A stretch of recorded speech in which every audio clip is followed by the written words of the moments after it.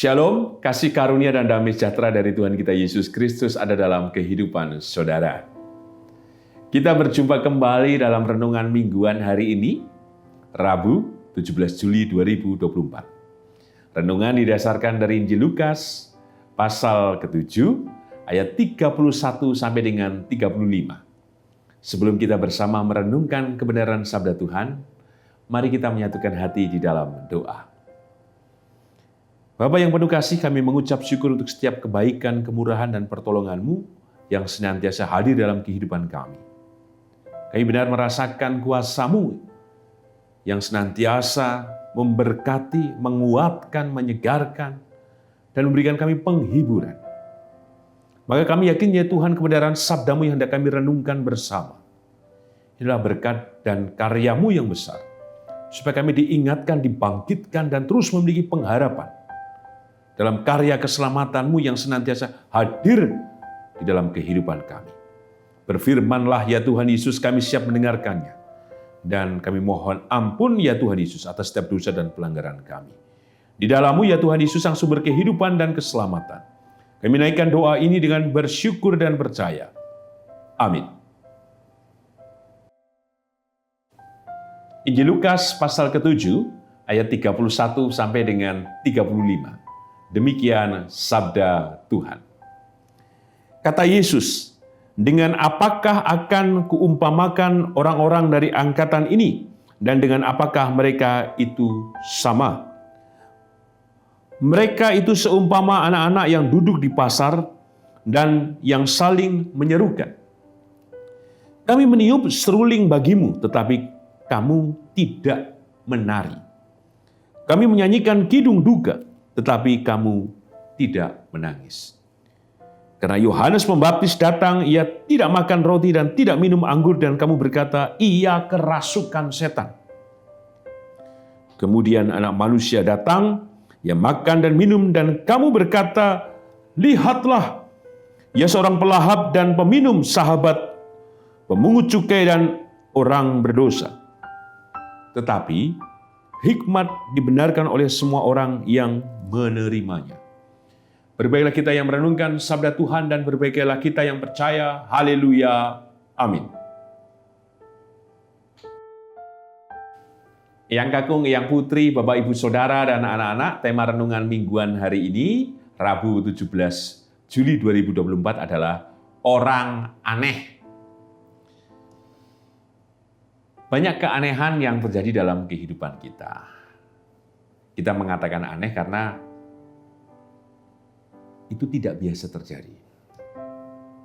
Tidak biasa kita lihat.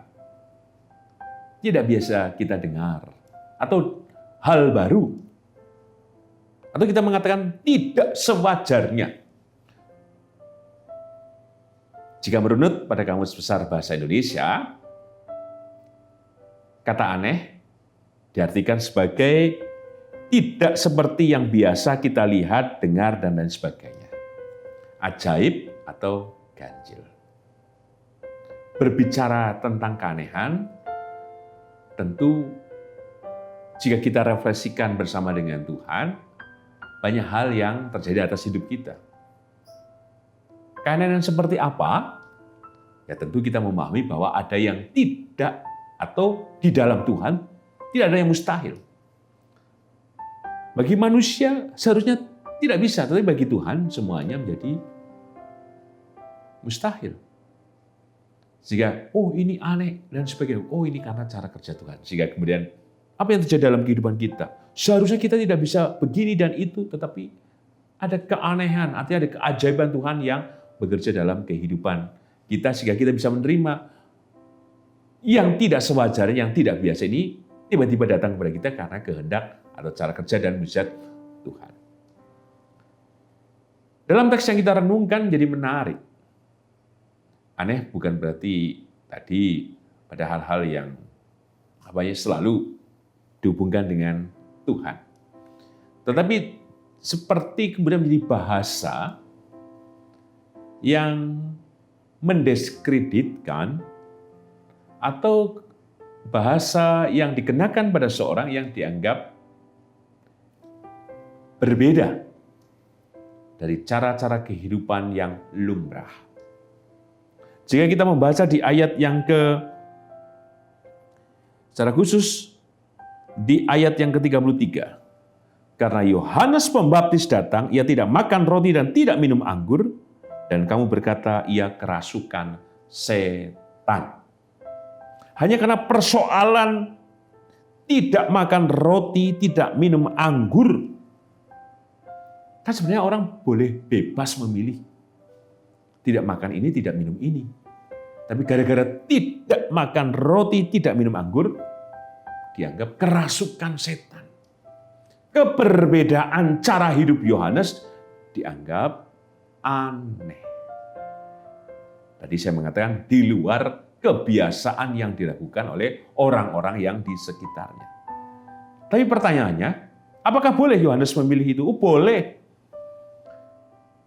Jika kita refleksikan kembali dalam kehidupan kita, bukankah kita semuanya dalam cara hidup, gaya hidup, pilihan hidup juga berbeda-beda sesungguhnya.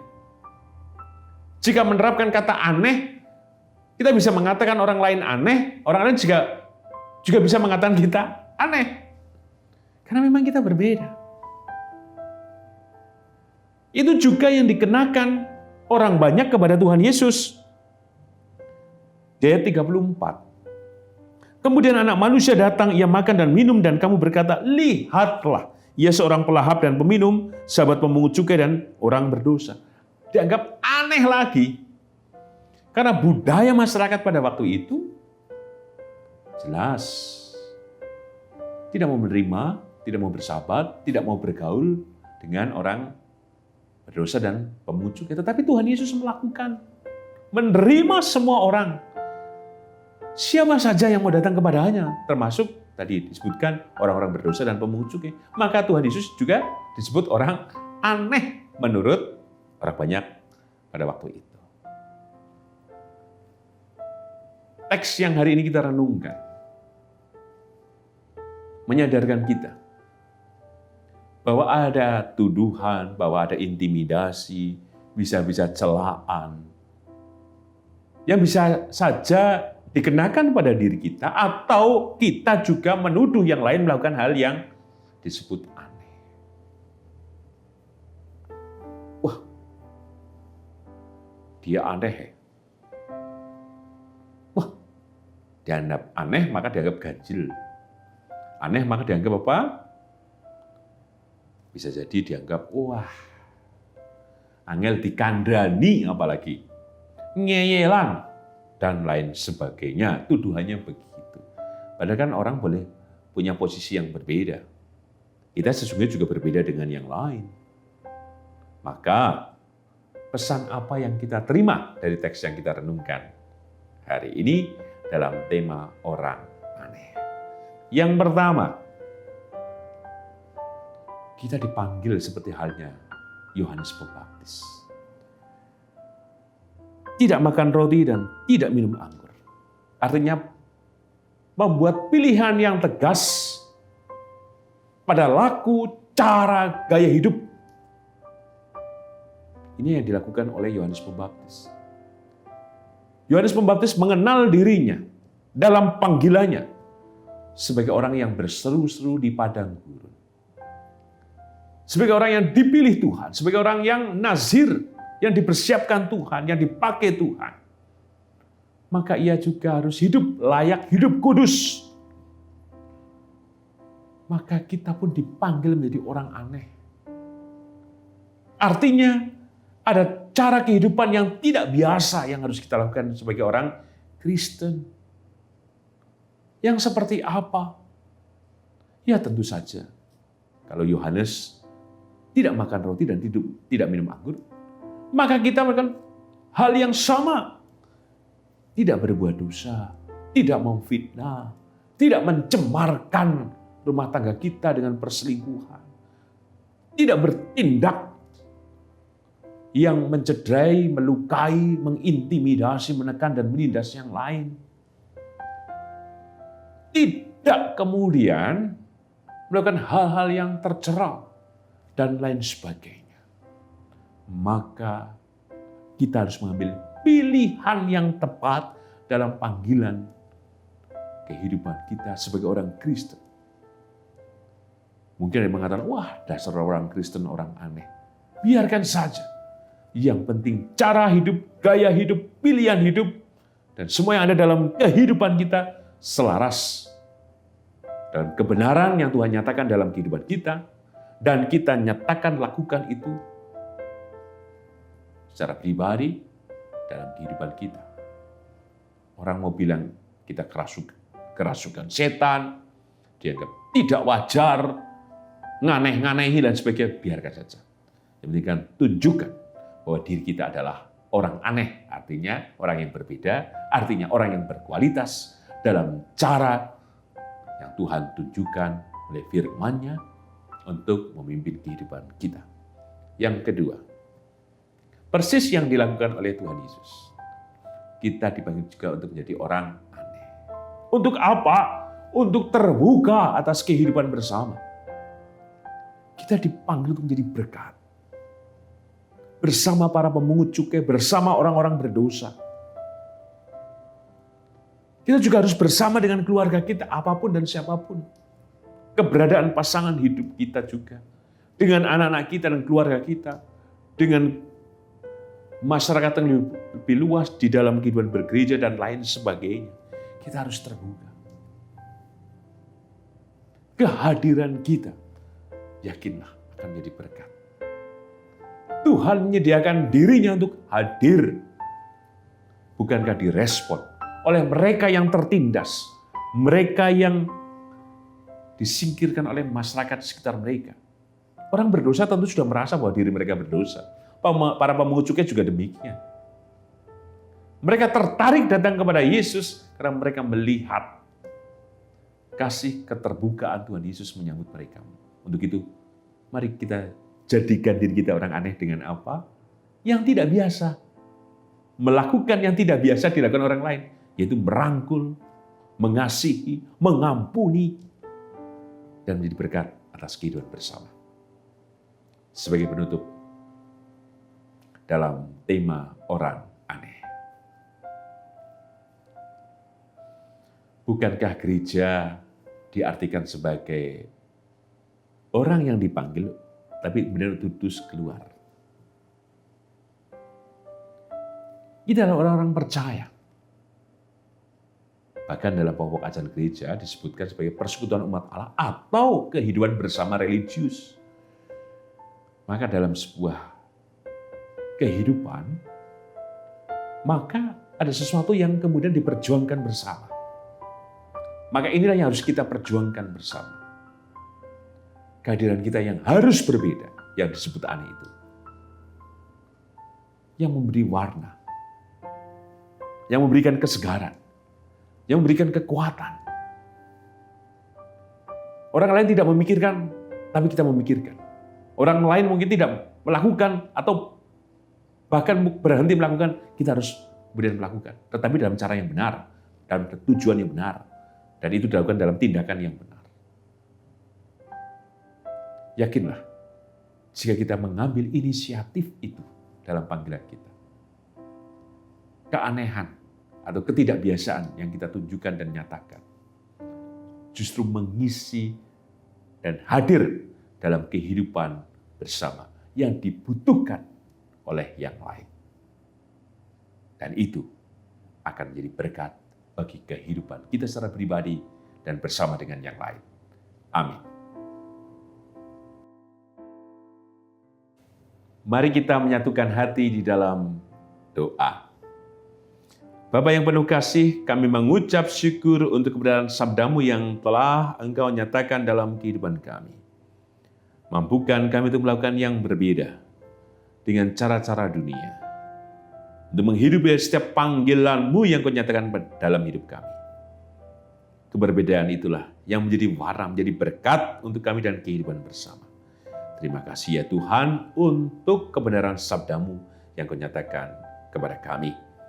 Kebenaran-Mu juga kami yakini Tuhan hadir secara khusus di dalam kehidupan Bapak dan Ibu Priyono, Ibu Ami Birowo, anak Amoresia, Ibu Sri Utami Suprapto, Ibu Margono, Ibu Yos Joni Suminaryo, Bapak Ngatimin, Bapak Cahyo Muntadi, Bapak Saharun, Bapak Warsito Utomo, Ibu Endang Joko Triyono, Ibu Maria Kasman Simanjuntak, Bapak Matius Prasetyo Hadi, Bapak Edwin Krusma Yulianto, anak Nasya Alana, Bapak Ramijo, Saudara Gilbert, Ibu Susilowati, Ibu Frida. Rengguhan cinta-Mu Tuhan yang memberikan kekuatan, kesehatan, dan pemulihan. Kami yakin Tuhan berkat-Mu yang hadir pula dalam mujizat dan karya-Mu yang menyehatkan hamba-Mu ini. Demikian juga kami percaya Engkau memberkati kehidupan Ibu Sarno, Ibu Tugira Sariman, Ibu Rusmiati Suhardi, Ibu Murjangkung, Ibu Endang Karno, Ibu Kun Mariatin Subarti, Bapak Sadal Paulus, Bapak Kisan Dauribu, Bapak Elias Sariman, Bapak dan Ibu Sunarto Saputro, Ibu Sari Budi Santoso, Ibu Marti Utomo, Ibu Yatmiartini Rusdi, Bapak Suprapto, Ibu Sri Suarsi Rahayu. Kami percaya Tuhan anugerah kasih berkat-Mu memberkati, menolong hamba-Mu ini. Kekuatan cinta-Mu Tuhan yang menyelamatkan kehidupan setiap hamba-Mu ini. Berkati seluruh keluarga yang mendampingi, berikan kekuatan, ketabahan, kesabaran, dan berkat-Mu mengalir berlimpah atas kehidupan mereka. Demikian juga ya Tuhan atas setiap pergumulan kami masing-masing. Kami percaya Engkau memberkati kami ya Tuhan. Engkau menolong kami dalam kehidupan rumah tangga kami, dalam kesehatan kami, dalam pekerjaan, dan banyak hal yang kami kerjakan Tuhan. Kami percaya Engkau memberkati kami satu persatu dan menolong kami. Kami yang terbeban, kami yang tertekan, kami yang cemas, kami yang takut, kami yang gentar, kami yang merasa tak berdaya, kami yang terus menderita, kami yang merasa terus menangis, karena terluka dan bersedih hati kami. Kami yakin Tuhan sempurnalah kasih-Mu menyelamatkan kami. Dan kami percaya Engkau memberikan jawab atas setiap permohonan dan kerinduan kami. Dan kami percaya juga Tuhan, Engkau memberkati kehidupan anak dan cucu kami. Dalam pekerjaan, dalam studi mereka, dalam apapun yang mereka kerjakan, Engkau membuat mereka berhasil. Engkau memberkati mereka Tuhan satu persatu, termasuk dalam kehidupan rumah tangga mereka. Baik yang ada di kota Yogyakarta, kota-kota di Indonesia, bahkan yang ada di luar negeri, berkatilah ya Tuhan setiap kehidupan anak dan cucu kami. Kami percaya Engkau memberkati kehidupan bangsa dan negara kami Indonesia, dalam kasih damai berkat, keamanan, kesejahteraan yang dari-Mu. Dan kami percaya Engkau memberkati Gereja Kristen Jawa Sari Mulyo. Engkau memberkati kami semuanya, dalam rahmat, kasih-Mu dan berkat-Mu yang menyelamatkan kami semuanya. Di dalam-Mu ya Tuhan Yesus, Sang Sumber kehidupan dan keselamatan, kami naikkan doa ini dengan berserah, bersyukur, dan percaya. Amin. Tuhan Yesus memberkati Eyang Kakung, Eyang Putri, Bapak Ibu Saudara, dan anak-anak kini dan selamanya. Amin.